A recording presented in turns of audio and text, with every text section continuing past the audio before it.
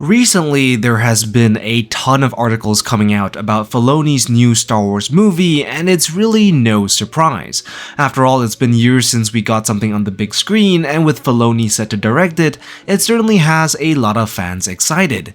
And there is a ton of speculation on what Filoni's new Star Wars movie would be about and what the title could possibly be. And recently, according to reports, Filoni's new movie will be titled Heir to the Empire. These reports all stem from rumors and speculations, but the source has reportedly been right about Star Wars news on several occasions, which could lend a lot of credibility to this news. Not to mention, the phrase Heir to the Empire was already heard in the Ahsoka trailer. As heir to the Empire.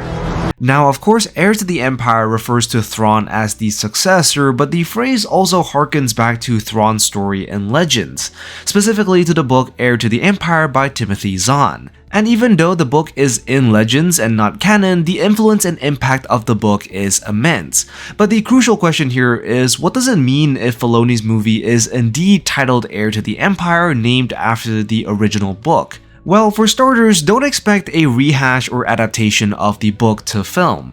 Filoni's film is set to be the culmination of all the New Republic era shows that we have seen so far and will see, which includes The Mandalorian, The Book of Boba Fett, Ahsoka, and The Skeleton Crew. We have also been told by Lucasfilm that the film will also tie up the storylines from Rebels and the Clone Wars, which is a given since it is Filoni at the helm of it all. It is also expected that Filoni will be looking to put his own spin on the story, and it's pretty clear that it will likely be through the involvement of the Rebels storyline and the Ahsoka storyline as well. So really the question to ask is, what will he take from the book? If you're unfamiliar with the Heir to the Empire book, here is a basic rundown. The book is set 5 years after the end of the Return of the Jedi, and the Empire has been reduced to a quarter of what they once controlled. The New Republic is still in its infancy, and Grand Admiral Thrawn, who was stationed far away from the action of the original trilogy, is now plotting his return. The book follows the perspectives of most of the main cast of the original trilogy, so Luke, Han, Leia, and Lando.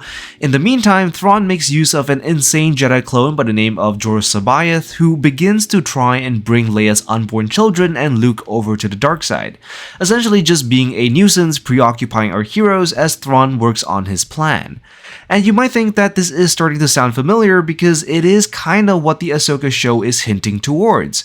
We've already seen darkside users in the Ahsoka trailer, and while it isn't a word-for-word replication of the book's plot, chances are the darkside users shown in the trailer will probably operate in a similar capacity.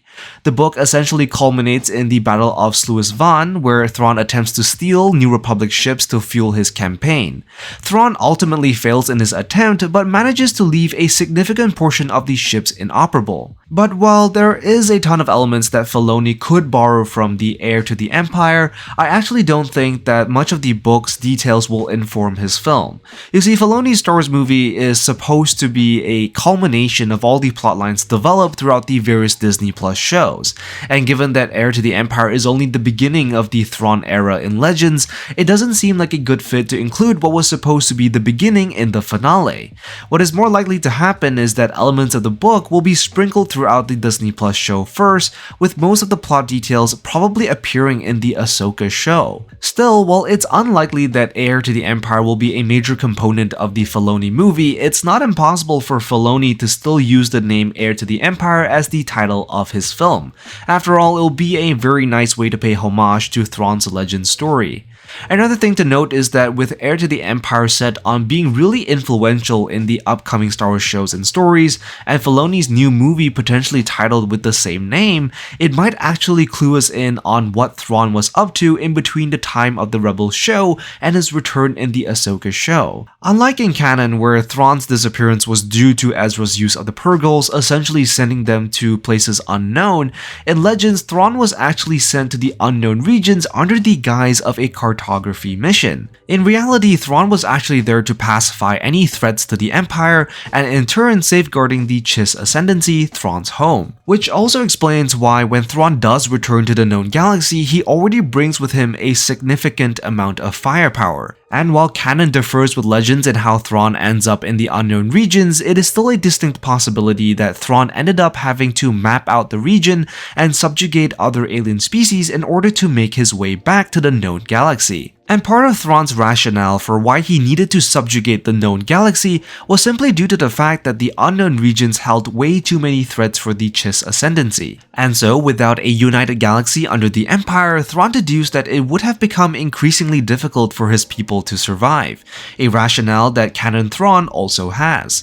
And so, with Heir to the Empire set on being a source of inspiration for Filoni, you can bet that Thrawn's time in exile, following the events of Rebels, he has likely set about pacifying the countless worlds of the unknown regions. In fact, in Legends, Thrawn's headquarters and the headquarters of his empire, Empire of the Hand, was located on the planet Nirawan, located in wall space which bordered the unknown regions.